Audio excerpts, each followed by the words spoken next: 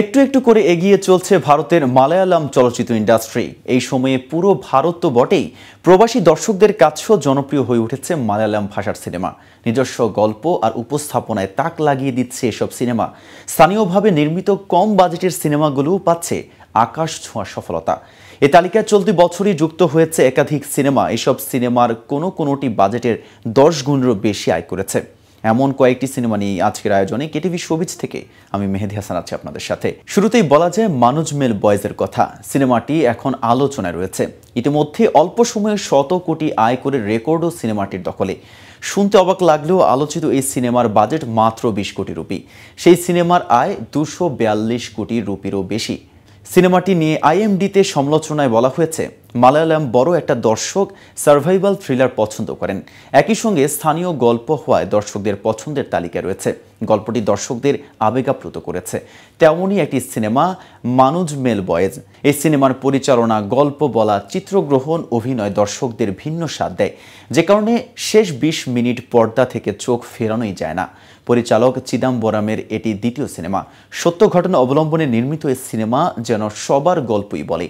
মুক্তির পর থেকেই আলোচনায় তরুণ দুই জুটির সিনেমা প্রেম আলো। রোমান্টিক সিনেমাটির বাজেট ছিল মাত্র 9 কোটি রুপি। সেই সিনেমার আয় দেখতে দেখতে 136 কোটি রুপির বেশি। সাদামাটা একটি গল্প হলেও মালায়ালাম শিক্ষার্থীদের হৃদয় ছুঁয়ে গেছে রোমান্টিক এই গল্পটি। বেশিরভাগ তরুণ দর্শকই সিনেমার সঙ্গে নিজেদের যুক্ত করতে পেরেছেন।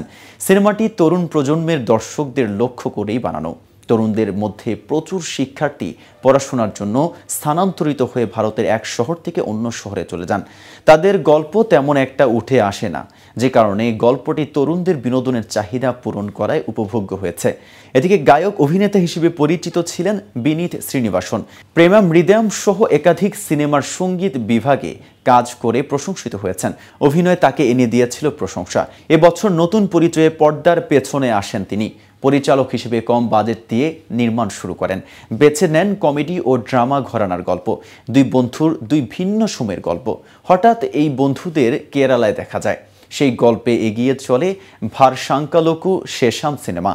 গত 11 এপ্রিল মুক্তি পেয়েছে সিনেমাটির বাজেট মাত্র 8 কোটি রুপি।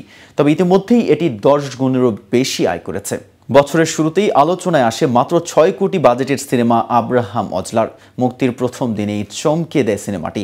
একদিনেই বাজেটের পুরো টাকা উঠে আসে। সিনেমার নাম ভূমিকায় অভিনয় করেছেন জয়রাম। তার ব্যক্তি ও পেশাগত জীবনের চিত্র চরিত্রে দারুণভাবে ফুটে উঠেছে।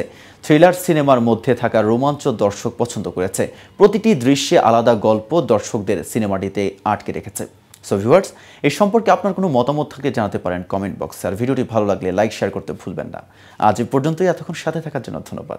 নিত্য নতুন সকল আপডেট পেতে কেটিভি শোবিজের সাথেই থাকুন।